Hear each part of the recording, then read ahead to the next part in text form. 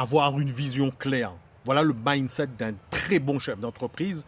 Ce sont des gars qui savent où ils vont, quand ils vont, de quelle façon, avec qui, de quelle manière, avec quels outils, avec quelle temporalité, et est-ce qu'il est séquencé dans son planning.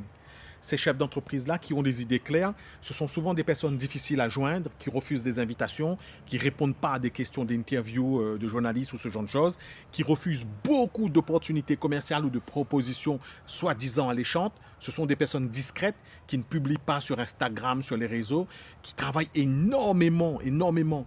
Ils ne s'en vantent pas, ils ne communiquent pas là-dessus. Ils font des centaines de milliers d'euros de chiffre d'affaires, soit par mois, ou des millions, quelques millions, très rapidement, 3 4 millions en un mois. Et puis, ce sont des personnes qui travaillent encore une fois beaucoup. Ces personnes-là sont inspirantes auprès de leurs collaborateurs parce qu'ils ont des idées claires. Quand tu as un collaborateur ou plutôt un chef d'entreprise à qui tu travailles, tu vas travailler et qui n'a pas les idées claires, tu vas le voir très rapidement durant les 15 premiers jours. Tu vas te rendre compte qu'en fait, ce chef d'entreprise, il est fou. Non pas fou au niveau mental qui exigerait une consultation d'un psychologue ou d'un psychiatre ou ce genre de choses, mais c'est souvent des chefs d'entreprise qui n'arrivent pas à répondre à des questions très simplement, très rapidement, de façon claire, qui coupent la parole aux autres lorsqu'on s'exprime, qui digressent beaucoup. Lorsqu'on pose une question simple, il va partir dans tous les sens. Il a énormément d'idées. Il ne s'intéresse jamais à la problématique. Et il se trouve souvent des excuses pour ne pas passer à l'action ou pour justifier lorsqu'il a fait une merde, lorsqu'il a fait une connerie. Ce sont souvent des gens qui ont été marqués émotionnellement durant leur enfance, leur jeunesse, leur adolescence et même dans la vie adulte, qui ont eu des faillites commerciales, qui ont eu des divorces, des séparations, des conflits intérieurs non résolus.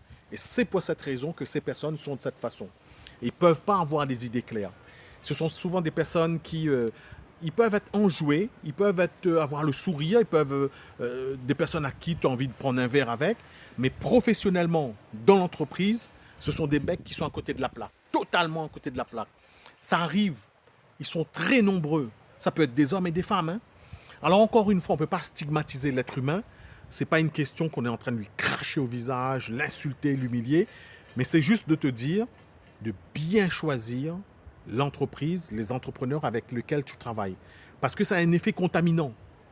Ils peuvent envoyer ces habitudes-là, ces mauvaises habitudes dans ton système à toi. C'est pour ça qu'il est super important d'avoir les idées claires. Moi, je ne suis pas coach en développement personnel, mais on peut en parler dans une logique de déploiement de collaborateurs à Madagascar, puisque ça, c'est mon job.